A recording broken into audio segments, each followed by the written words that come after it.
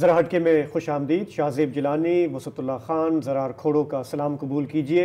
मौलाना फजलुर रहमान का एक धमाका खेज़ इकरार सामने आया है जिसमें उन्होंने कहा है कि इमरान खान हुकूमत गिराने में PDM ने जो किरदार अदा किया उसका इशारा जनरल फैज़, जनरल बाजवा की तरफ से आया था। इस पर हम प्रोग्राम में आगे बात करेंगे। हमारे साथ ज़ैगम खान मौजूद होंगे क्योंकि ये इतना खुला जो इकरार है वो पहली दफ़ा सामने आया है, इसकी इम्प्लिकेशंस हो सकती हैं।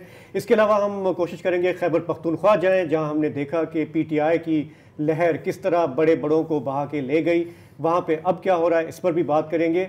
लेकिन साथ ही हम ये भी देख रहे हैं कि बलूचिस्तान एक हफ्ते से मफलूज है, वहाँ पे धांधली के इल्ज़ामात हैं। अब ये इल्ज़ामात फैल रहे हैं। PTI ने ऐलान किया है कि हफ्ते को मुल्क गिर एहतजाज होगा, पुरअमन एहतजाज होगा, लेकिन होगा ज़रूर।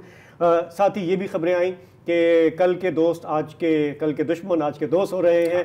मौलाना फजलुर रहमान के पास पहुँचा है PTI का एक वफ्द, उनसे ताउन की बात करने रब्ता हो रहा है। इस पर भी बात करेंगे, लेकिन आगाज़ करते हैं जहां हम बैठे हैं, जिस शहर में, कराची में, कि इलेक्शन वाले दिन कराची में क्या हुआ, यहां का जो रिज़ल्ट आया उस पर अभी इतनी ज़्यादा बात नहीं हुई है। हमारे दोस्त हैं, सहाफ़ी हैं, नेमतुल्लाह ख़ान हमारे साथ मौजूद है। नेमत ख़ान, आप उस दिन इलेक्शन वाले दिन कराची में घूम फिर रहे थे, पोलिंग स्टेशन देख रहे थे, ज़रा हमें भी बताएं, देखने वालों को भी बताएं कि मुल्क के सबसे बड़े शहर में आपने क्या देखा, हो क्या रहा था? कराची में जिस तरह की सूरत हाल थी कि अगर हम लोगों से मिल रहे थे और हमें पता चल रहा था कि एक PTI के लिए एक वो है, एक लोगों के अंदर पॉजिटिव, लेकिन ये है कि सुबह जब निकल रहे थे हम घर से फील्ड के लिए तो ये नहीं था जहन में कि जो अब हम आगे देखेंगे। मैंने शुरू किया NA 236 से, जो गुलशन का हल्का है जहाँ से आलमगीर ख़ान और कंटेस्ट कर रहे थे PTI की तरफ से। वहाँ जब हम गए तो पोलिंग जो पार्टी के कैंप से, उसमें अगर हमें जमात इस्लामी और MQM के पोलिंग कैंप पे 2-2, 3-3 लोग मिले तो वहाँ पे 50 और 100 लोग थे। और बिल्कुल यानी हमने कहा शायद ये एक 50 और 100 थे PTI के उस पे कैंप पे, और हमें ये लगा कि शायद ये कोई एक मखसूस इलाके का वो होगा। फिर हमने 3-4 पोलिंग स्टेशन उस हल्के के देखे तो वही सूरत हाल सामने आई। फिर उसके बाद ये वो 237 का जो हल्का है वो इत्तेफाक से मेरा अपना हल्का भी है, वहाँ मेरा वोट है, जब वहाँ आया तो वहाँ भी वो सूरत हाल बरकरार थी। कई पोलिंग स्टेशन पे गए और बिल्कुल उसी तरह का एक ट्रेंड नज़र आया। उसके बाद 248 जो खालिद मकबूल साहब जिससे कंटेस्ट कर रहे थे सेंट्रल का, वहाँ बड़े हम तो वहाँ पे भी वो सूरत हाल, उस पर एक बड़ा जब ये इलाके हम देख रहे थे तो उसके बाद हम हमें कवर करना था NA 246 जहाँ पे हाफिज़ नईम साहब और अमीनुल हक साहब ये वो 2 बड़े कैंडिडेट्स थे। तो बनारस के ऊपर जो फ्लाईओवर है उस पर जब हम जा रहे थे तो मैं अपने कुलीग से ही बात कर रहा था कि अभी इलाका चेंज हो रहा है, डेमोग्राफी चेंज हो रही है, लोगों के मसाइल चेंज हो रहे हैं, तब आप बिल्कुल एक डिफरेंट किस्म की वो देखेंगे, लोगों का ट्रेंड देखेंगे, क्योंकि वहाँ पश्तून आबादी ज़्यादा है, पश्तून है, उर्दू स्पीकिंग आबादी भी है, और लेकिन ये कि वहाँ मसाइल डिफरेंट है, लोगों के शनाख्ती कार्ड के मसाइल है। हाफिज़ नईम साहब और ये सब कह रहे थे कि हमने वहाँ पे बड़ा काम किया है, MQM का भी दावा था, अमीनुल हक साहब वहाँ से मुस्तकिल जो वो जीतते रहे, तो ये सारे फैक्टर थे। फिर आबादी कभी, लेकिन जब वहाँ गए तो बिल्कुल ही यानी इधर से ज़्यादा हमें एक सूरत हाल जो वो और ज़्यादा वो नज़र आई। यानी अगर आप ये जो बड़ी पार्टीज़ है कराची के हवाले से, मतलब जो बड़े स्टेक होल्डर्स हैं, अगर इनके पोलिंग कैंप्स पे बाकायदा पोलिंग कैंप्स थे और वहाँ पे 2-4 लोग थे, तो लोग जो है वो PTI के कारकुन एक तख्त पे बैठा हुआ है और उसके गिर जो लोग जो वो घेरा डाले हुए और उनसे जो वो पर्चियाँ ले रहे हैं। और उस पर यह है कि फिर हमने लोगों को इंटरव्यू भी किया ये सब जगहों पे, तो लोगों कभी मतलब सब उससे, और लोग कह रहे थे कि हम डेफिनेटली ये PTI को वोट दे रहे, तो वो बड़ा एक वो था। और उसमें ये इस हल्के में बताऊँ कि मैं ना सिर्फ उर्दू स्पीकिंग बल्कि पश्तो स्पीकिंग आबादी है, और बहुत ही हम दूर दूर तक गए कि हमें कोई उस पर ये वो डिफरेंस नज़र आए। फिर उसके बाद जो मुस्तफ़ा कमाल साहब का हल्का है, आगे मेट्रोविल से शुरू होता है और आगे पूरा बल्दिया तक जाता है, वहाँ पे भी वो जो है वो ट्रेंड बरकरार रहा।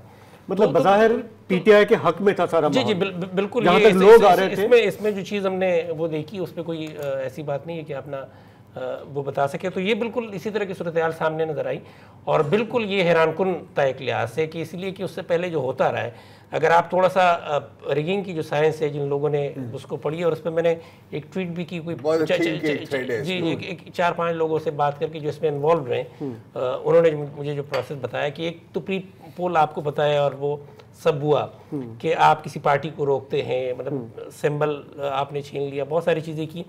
तो एक वो है, फिर इलेक्शन डे एक बड़ा इंपॉर्टेंट होता है और उसका पूरा जो पार्टीज मुनज़्ज़म पार्टीज़ होती है, तो वो ये है कि उनके पास ये वो उनके पोलिंग एजेंट से अलग जो वो इन्फॉर्मेशन आ रही होती है, और पोलिंग कैंप्स जो है, जो पोलिंग स्टेशंस के बाहर लगते हैं वहाँ से, और उसमें अगर कोई फ़र्क है तो वो पार्टी मैनेज करना शुरू कर देती है। उसके लिए ये होता है कि जिस पोलिंग स्टेशंस पे आपका असर है तो वहाँ पे आपने को वोट डलवा दिए, जहाँ पे आपको लग रहा है कि दूसरी पार्टी आगे जा रही है तो आपने स्लो कराया, वहाँ पे कोई इस तरह की एक्टिविटी की, उससे ये वो स्लो हुआ। तो वो सारे टैक्टिक्स, लेकिन ये कि हम देखते हैं कि 2018 का हमने कवर किया, 2013 का कवर किया, हमें ये कराची में हैरानकुन तौर पे जो इलेक्शन थे बड़े पीसफुल, यानी हम जब कंपेयर करते तो नज़र आए, और वो चीज़ नज़र नहीं आई। यानी बड़ा यक्का दुक्का जो वाक़यात हुए, कोई उसकी जो वीडियोस भी सोशल मीडिया पे चली, लेकिन कराची में जो होता था इलेक्शन डे पे तो वो बिल्कुल नज़र नहीं आया। और फिर हम जब शाम में जाते हैं, जो उस दिन का जो वो शाम का मरहला है, तो रिज़ल्ट आना शुरू हो गए और हम जा रहे हैं, खुद मैं गया रिटर्निंग ऑफिसर्स के अपना इस पे ऑफिस RO के ऑफिस में, हमारे बाकी सहाफ़ी दोस्त गए और अब वहाँ से हमें नतीजे मिल रहे थे 10 बजे तक, और 10 बजे के बाद जो फिर सिलसिला रुका और फिर ये हुआ कि RO के ऑफिस में वो कॉर्डन ऑफ कर दिए गए, रेंजर्स और पुलिस आई और फिर कोई नहीं था, ये जो रेलेवेंट ऑफिसर्स थे ये थे और कुछ लड़के थे। तो फिर उसके बाद वो जो हुआ वो आपके नामालूम थे? नहीं, वो जो लड़के होते हैं, लड़के थे, जो लड़के होते हैं, ठीक है, तो वो लड़के थे। और फिर जो आपने उन्होंने अपनी कार्रवाई डाली, जो नतीजा है वो सामने आया। तो हम ये नहीं कह सकते एज अ सहाफ़ी, जाहिर सी बात है, हम ये तो नहीं कह सकते कि कोई दाद दी हुई और कोई जो नतीजा है ये पॉलिटिकल पार्टीज़ के दावे हैं। पार्टी का क्लेम, सॉरी PTI का क्लेम है और बाकी कुछ लोग और भी कह रहे हैं कि अगर ये कार्रवाई न डलती तो 17 सीटें PTI की थी कराची शहर से। आपको कोई इस तरह का लोगों की फील मिली, किसी से बात हुआ? बिल्कुल, मैंने आपसे जैसे अर्ज़ किया कि 4-5 हल्के तो मैंने खुद देखे, फिर जो लोग बाकी हल्कों में गए, डिफेंस क्लिफ्टन का हल्का है, कुरंगी में जिन हमारे साथियों ने कवर किया, ईस्ट और साउथ के, मलीर के अलावा, मलीर को मैंने बहुत क्लोजली फॉलो नहीं किया, लेकिन बाकी पूरे कराची में ये था कि यही रुझान था। और जाहिर सी बात है ये MQM का दावा है कि उन्होंने जीती है, PTA का दावा है कि 19 सीटें हमारी है, उन्होंने जो उसकी तफसीलात जो वो जारी किए।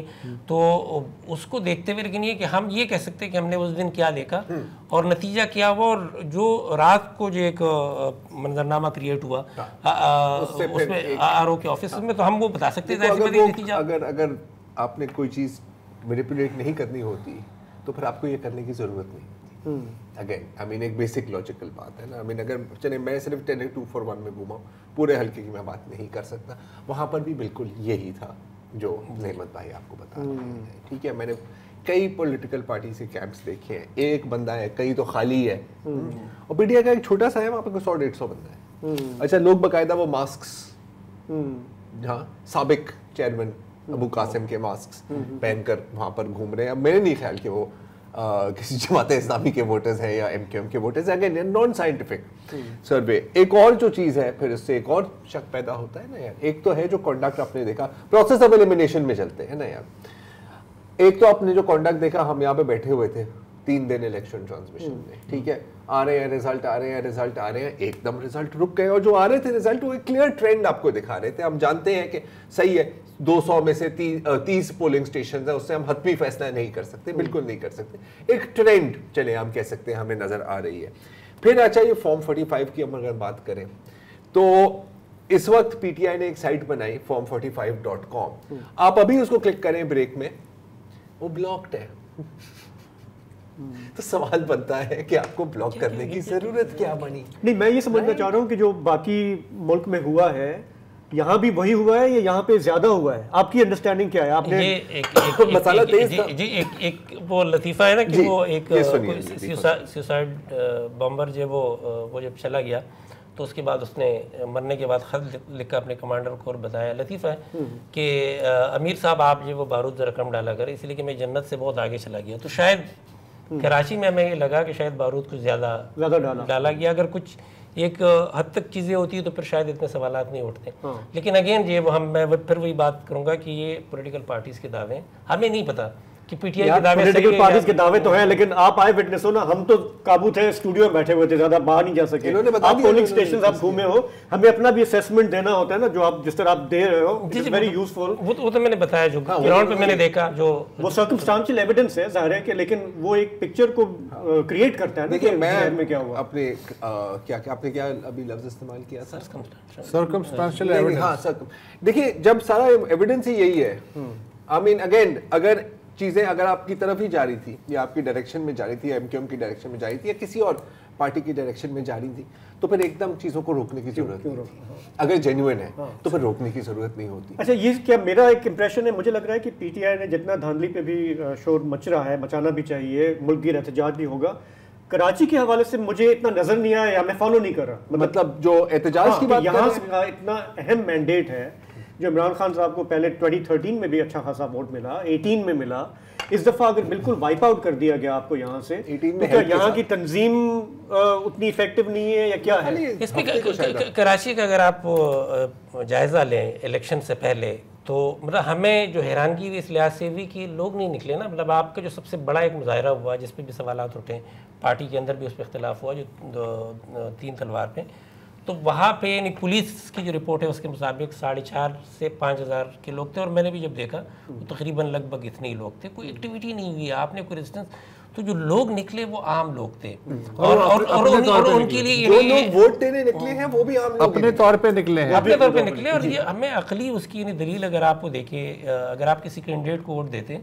तो उसकी कारकर्दगी को पीटीआई को 14 सीटें थी, और अगर हम मतलब ईमानदारी के साथ तजिया करें तो उन्होंने कुछ नहीं किया।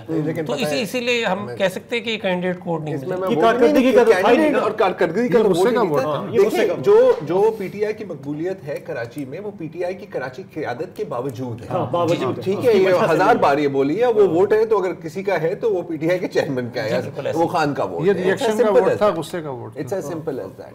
और ये एक ऑर्गेनिक था एक तरह से। नेमत खान साहब, आपका बहुत बहुत शुक्रिया आंखों देखे अहवाल के लिए। देख लेते हैं, वापस आएंगे तो चलेंगे खैबर पख्तूनख्वा और देखेंगे वहां पे जो लहर थी पीटीआई की, उसे कोई क्यों नहीं रोक सका। एक ब्रेक के बाद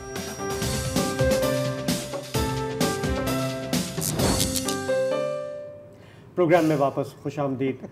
पाकिस्तान में हमारे एक सियासतदान हैं मौलाना फजलुर रहमान, जिन्हें कभी भी अंडर एस्टिमेट नहीं करना चाहिए।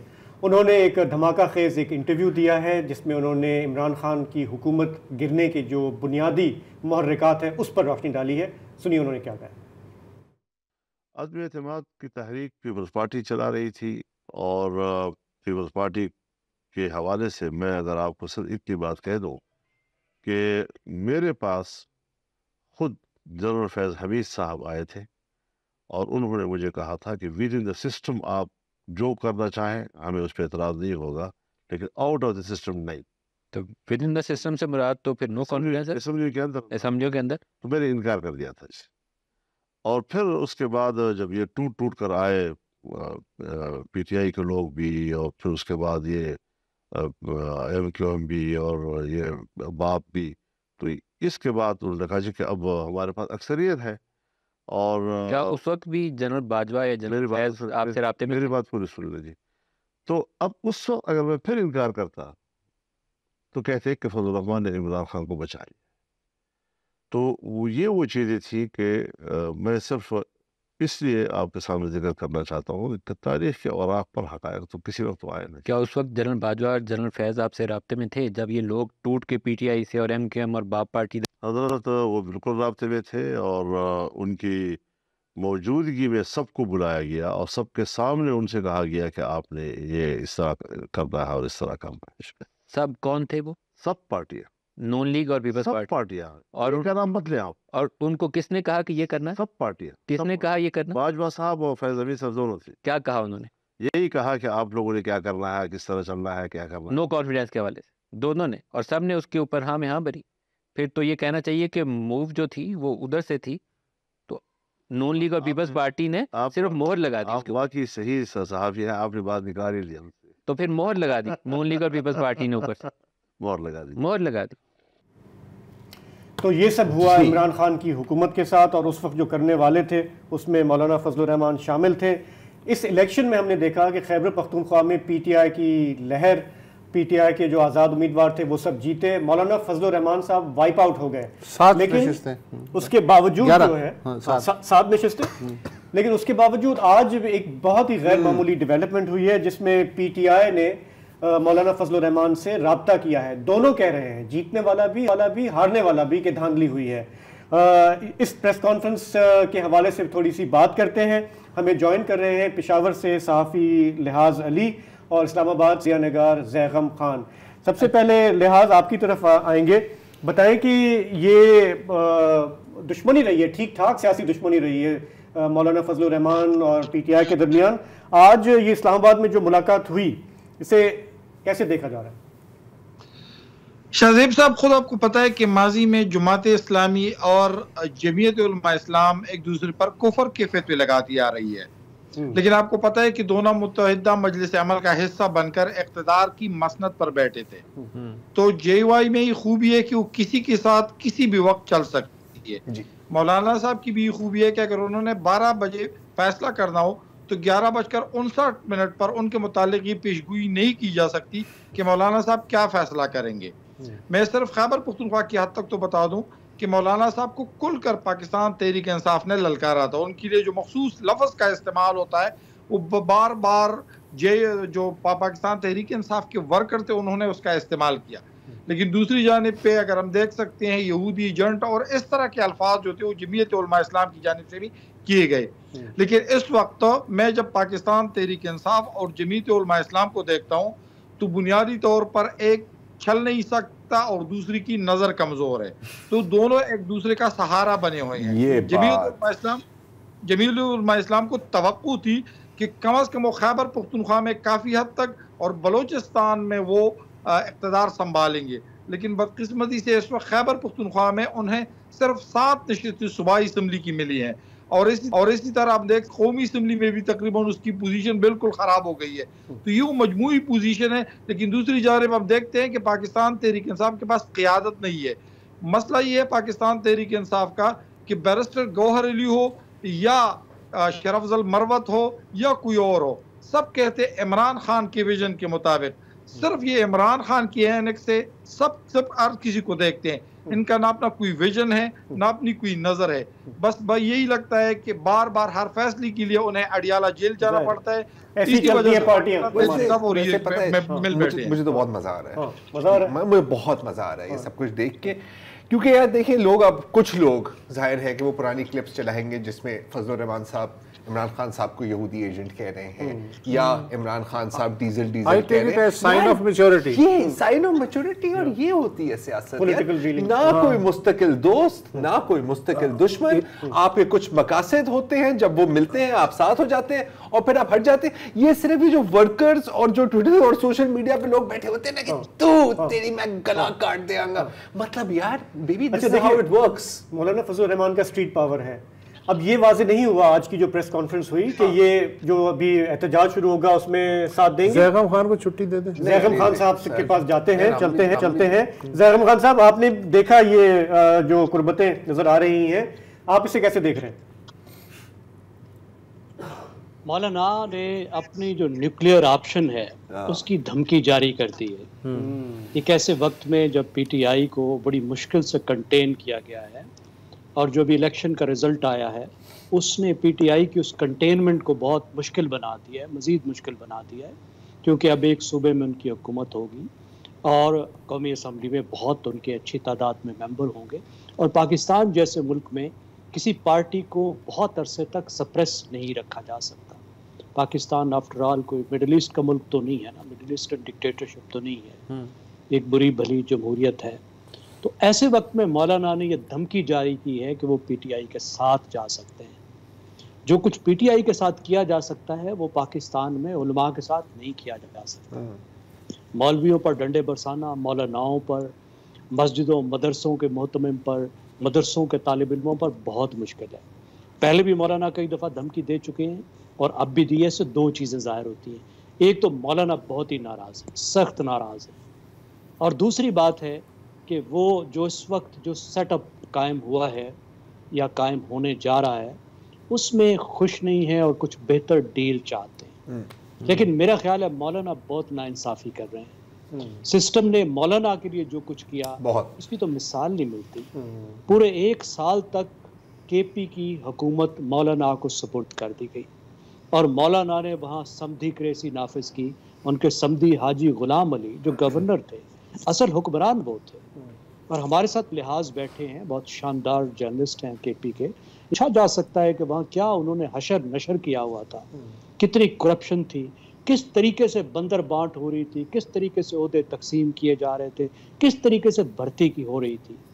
अब उसके पीछे जो बुनियादी बात है वो है मौलाना का तर्ज सियासत। देखिए मौलाना ने जो इतने अरसे सर्वाइव किया, जब दूसरी जो मजहबी जमातें वो तितर बितर हो गई, उसके पीछे मौलाना की पेट्रेज की सियासत है कि मौलाना ने दीगर जो हमारी आप सेक्युलर कह रहे हैं, वैसे तो सेक्युलर पार्टी पाकिस्तान में कोई नहीं है, मेन स्ट्रीम जमातें चलें कह दें, बड़ी जमातें, कौमी जमात, उनका जो तर्ज है कि ऊपर से हिस्से वसूल करो और नीचे हिस्से बांटो, तो मौलाना ने उस पेट्रेज की सियासत में कमाल हासिल किया। ज़हरम साहब, मैं थोड़ा चाहूँगा अगर आप इमरान खान साहब के बारे में बताएं, क्योंकि हम मौलाना पे तो बात कर ही रहे हैं, लेकिन ये भी काफ़ी अनप्रेसिडेंटेड है कि इमरान खान साहब इस तरह से अपनी पार्टी को बोलेंगे रीच आउट करें टू द वर्स्ट एनिमी, तो उसके पीछे क्या सोचा? और ना सिर्फ JUIF बल्कि उन्होंने ये कहा है कि GDA, Jamaat Islami, ANP, TLP सबसे रब्ता करें। तो is it a sign of maturity और साइन ऑफ डेस्परेशन, या दोनों? देखिए इस वक्त जो नई हुकूमत बनने जा रही है उसके खिलाफ अब इस वक्त सबसे बड़ी अपोजिशन तो PTI होगी ना, जो बहुत एक ताकतवर अपोजिशन होने जा रही है। उस अपोजिशन की जो एक पोजीशन है उसको PTI ने स्ट्रेंथन करना शुरू कर दिया है। उन्होंने अपोजिशन को लीड करना है, लीडर ऑफ अपोजिशन वो होंगे, और उन्होंने बहुत टफ टाइम देना है हुकूमत को, और उनकी पूरी कोशिश होगी हुकूमत अपना वक्त पूरा ना कर पाए। तो इस वक्त जो भी उनको हथियार अवेलेबल होंगे उसको इस्तेमाल करने की कोशिश करेंगे, और उनकी कोशिश होगी और ख्वाहिश होगी कि ज़्यादा से ज़्यादा जमातों को वो PDM का जो अलायंस है उससे बाहर रखने की एटलीस्ट कोशिश कर सकें, और जो बाहर है उनको अपने साथ मिला सकें। It makes political sense. PTI की जगह कोई भी जमात इस पोजीशन में होती तो वो यही कोशिश करती। और सियासत में कौन से दुश्मन कौन से दोस्त, देखें वो इश्क के बारे में मौलाना रूम ने कहा है कातिल शर्मो हया। जो सियासत है उसमें भी इश्क वाली खूबी होती है, ये भी कातिल शर्मो हया है। इसमें ये नहीं देखा जाता कि कल क्या किया गया था, कल क्या गाली दी गई थी और आज क्यों गले लगाया जा रहा है, ये मसला नहीं है। हमें लग रहा था कि मौलाना के लिए शायद ये इतना तकलीफ दे है, इतना पर्सनल हो चुका है कि मौलाना कभी भी रजामंद नहीं होंगे, और मौलाना ये सब कह रहे थे। असल में जो चेंज है वो तो मौलाना की साइड पर है ना। जो तकलीफ पहुंची थी वो मौलाना को पहुंची थी। PTI ने जो जिच किया था वो मौलाना को किया था। फिर PTI ने जमात इस्लामी के बाद जो वोटर छीने थे वो मौलाना के छीने थे। इस इलेक्शन में भी अगर मौलाना हारे हैं तो कौन जीता है? तो मौलाना की सीटें तो PTI के पास गई हैं, क्योंकि मजहबी जमातों में जो डिक्लाइन का ट्रेंड था अब वो JUI तक आ पहुंचा है, और अब इनकी भी पेट्रोनेज की सियासत साथ नहीं दे रही। लेकिन फिर भी PTI के ने जब रीच किया है तो मौलाना उन्हें वेलकम किया है, बल्कि मौलाना ने उससे पहले इशारा दिए थे, कुछ ऐसी बातें की थी, सवालात के ऐसे जवाब दिए थे जिससे PTI को लगा कि यहाँ पे एक ओपनिंग हुई है, अपॉर्चुनिटी मौजूद है। मसलन यही जुमला उन्होंने 3 दिन पहले कहा कि PTI से हमारे जो है नजरियाती इख्तिलाफात हैं और वो भी दूर हो सकते हैं, ये 3 दिन पहले कह दिया था। एक और सवाल रहता है कि मौलाना साहब को इतना गुस्सा क्यों है? एक वक्फा लेते हैं, उसके बाद इस बात।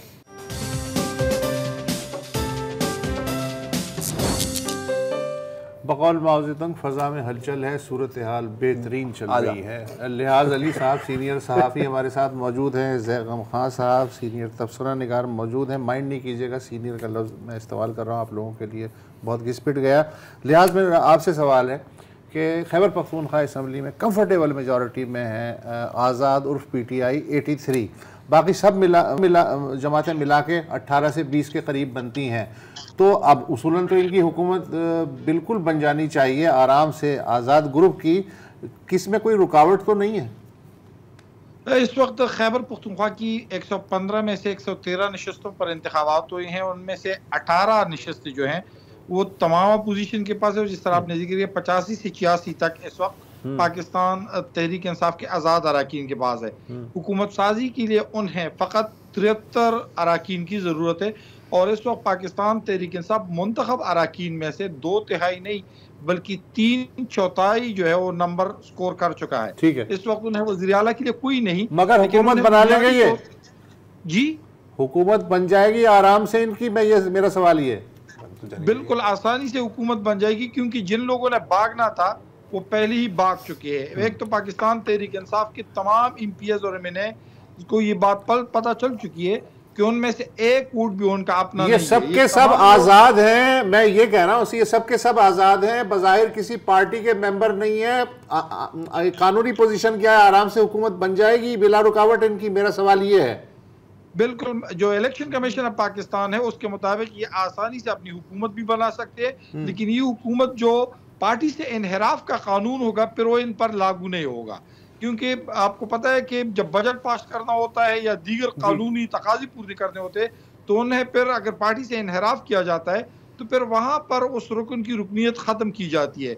इस वक्त पाकिस्तान तहरीक इंसाफ को वाज़े अक्सरियत हासिल है, लेकिन पाकिस्तान तहरीक इंसाफ की जो आज़ाद अरकान है उन्हें इस बात का भी पता है कि उनमें से एक वोट भी उनका अपना नहीं है, सारा वोट इमरान खान का है। अगर उन्हें सियासत में रहना है तो उन्होंने इमरान खान का साथ और फिर साथ साथ एक पब्लिक रिएक्शन का भी तो डर रहता है ना सर। अच्छा, एक सवाल है मेरा ज़ैगम साहब से। ज़ैगम साहब, जैसे आपने अभी दुरुस्त फरमाया है और ये हम सब जानते हैं, जाहिर है कि मौलाना साहब को बहुत नवाजा गया है। सिर्फ आज की बात नहीं है, कई दिहाइयों से नवाजा जा रहा है, लेकिन जाहिर है ये दिल मांगे मोर। तो क्या चाहिए था मौलाना साहब को? क्या सदारत का दुख है कि सदारत मुझे ऑफर नहीं हुई? कल भी हमने देखा कि वो प्रेस कॉन्फ्रेंस में शामिल नहीं थी।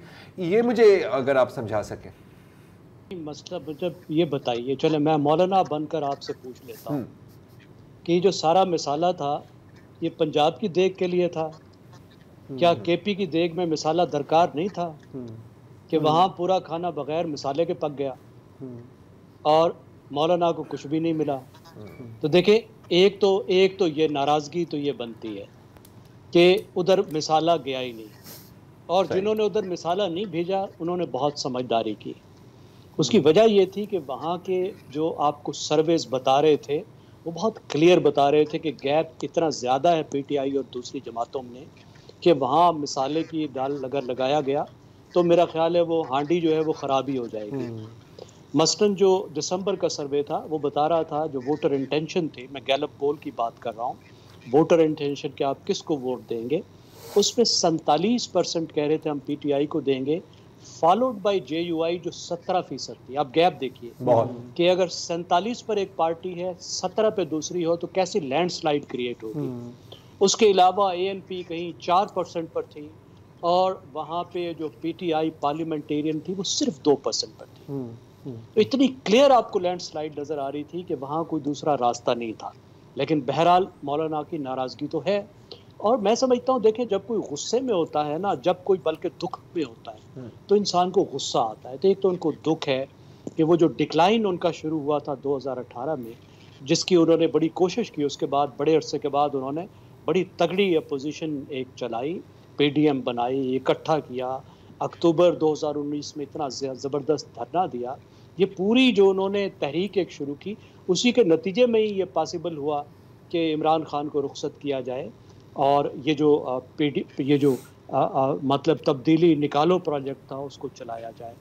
और उसके बावजूद भी, सब कुछ के बावजूद, 1 साल हुकूमत करके भी उनके हाथ कुछ नहीं आया। ये नवाबजादा नसरुल्लाह खान के साथ भी हो चुका है। वो अलायंस मेकिंग के मास्टर समझे जाते थे और जब गुलाम इसाक खान के मुकाबिल वो उन्हें मुत्तहिदा कैंडिडेट बनाया गया तो पीपल्स पार्टी पतली गली से निकल गई और गुलाम इसाक खान को सदर मुंतखब कर लिया।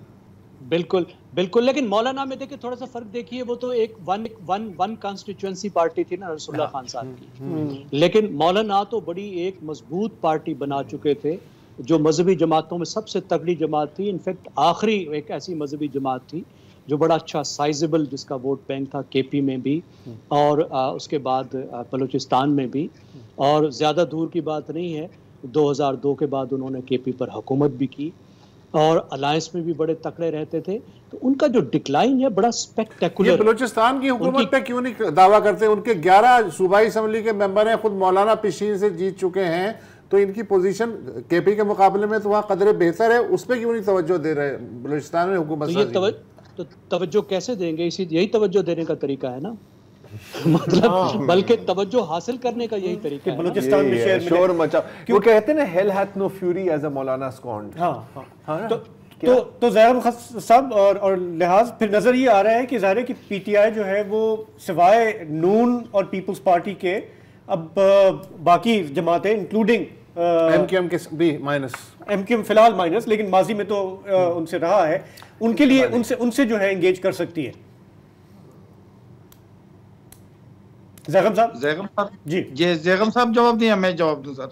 चलिए लिहाज आप दे दें, क्योंकि लिहाज आप बताइए, फिर मैं लिहाज पहले आप बताइए। नहीं ज़ैगम साहब ठीक है सर। पहले आप असल में ज़ैगम साहब बड़े, मुझे बुरा लगता है। चले जी, देखिए जो पीडीएम का अलायंस बनने जा रहा है, मेरे ख्याल ये पूरी कोशिश करेंगे, और सबसे पहले तो बात ये है कि इन जमातों से पहले अब इस्टेब्लिशमेंट को रीच आउट करना है मौलाना को, और मौलाना को मनाना है, और वो पूरी कोशिश करेंगे। इस वक्त उनकी मजबूरी है कि मौलाना जो हैं वो अपोजिशन की तरफ ना जाएं, वो पीटीआई के साथ ना बैठें, क्योंकि आगे जिस तरह का उन्हें एक माहौल चाहिए जिसमें पाकिस्तान के जो माशी मसाइल हैं उसके लिए जो स्टेप्स लेने हैं, जो बहुत डिफ़िकल्ट स्टेप्स लेने हैं, जो 3 साल का IMF प्रोग्राम है, और जो एक पॉलिटिकल स्टेबिलिटी इतने बड़े एक डांटिंग चैलेंजेस में उन्होंने पैदा करनी है, तो उसमें सिंपली अफोर्ड नहीं किया जा सकता कि मौलाना जैसा आदमी जिसके पास ऐसी तकड़ी स्ट्रीट पावर है, जिसके पास मदरसा पावर है, वो उठकर पीटीआई के साथ चला जाए। तो सबसे पहले तो मौलाना को भी वापस लाने की पूरी कोशिश की जाएगी, और उम्मीद रखनी चाहिए कि मौलाना मान जाएंगे कि मौलाना का जो तर्ज सियासत है वो हुकूमत के बगैर बहुत ज़्यादा अरसे तक उसको मेंटेन नहीं किया जा सकता।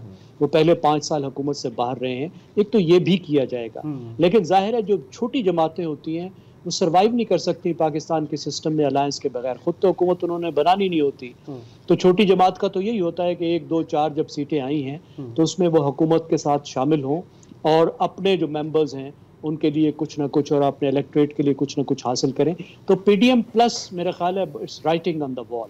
ठीक है ज़ैगम साहब, बस एक आखिरी छोटा सा सवाल मैं लिहाज से करना चाह रहा हूँ। लिहाज जाते जाते अगर थोड़ा सा ये बता दें कि अली अमीन गंडापुर जिनको नॉमिनेट किया है सीएम के लिए, केपी के लिए पीटीआई ने, उन पर इतने सारे केसेस हैं, 9 मई है, फिर उनके 24 वारंट भी निकले हैं उनके आज।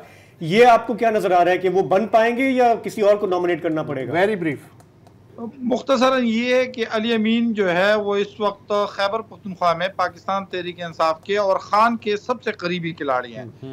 उनकी जितनी भी मुकदमात है उनमें से बेशतर काबिल ज़मानत है। उनकी ज़मानत हो जाएगी। जिस दिन उनके वालिद साहब का इंतकाल हुआ था उस दिन भी 10 से ज़ायद मुकदमात में उनकी जमानत हो चुकी है। वो इस वक्त खैबर पख्तूनख्वा में उनको बाकायदा प्रोटोकॉल देना शुरू हो गया है। इस वक्त आपको खुद पता है कि अली अमीन गंडापुर, एक तो ये कि उनका एक बैरूनी चेहरा है कि जिस तरह का एक करेख या हम कह सकते हैं सख्त ले जाए, लेकिन नॉर्मली DI खान में वो बड़े मकबूल है, पार्टी में भी वो मकबूल है। और इस वक्त इमरान खान के साथ जो हम देख सकते हैं कि महमूद खान और परवेज खट्टक का जो तजुर्बा उन्होंने किया था, इसके मुकाबले में वो एक ऐसे उम्मीदवार को लाना चाहते हैं जो उनके करीब हो और जिनके पास मजीद ठीक हो गया। लिहाज बहुत बहुत शुक्रिया ज़ैगम साहब आपका। बस फाइनली ये जो भी बात होती है ना कि यार स्टेबिलिटी चाहिए आपको, इसके लिए ये इंजीनियरिंग करनी हो, शायद स्टेबिलिटी लाने के लिए इंजीनियरिंग को थोड़ी देर के लिए बंदा रोक दे और शायद असल स्टेबिलिटी इसी तरह आए, क्योंकि जब भी आपने इंजीनियरिंग करने की कोशिश की है, मुझे तो कोई एक मिसाल नहीं मिलती जब स्टेबिलिटी। अगर इतना सादा सीधा कर लें तो फिर उस्तादी तो ना हुई नहीं। हाँ, उस्तादी भी तो करनी है। फिलहाल इजाज़त दीजिए, कल जुमा है, कल जाहिर है आप भी भरे हुए बैठे होंगे, हम आपकी बातें सुनने के लिए तैयार करेंगे। तब तक के लिए खुदा हाफिज़।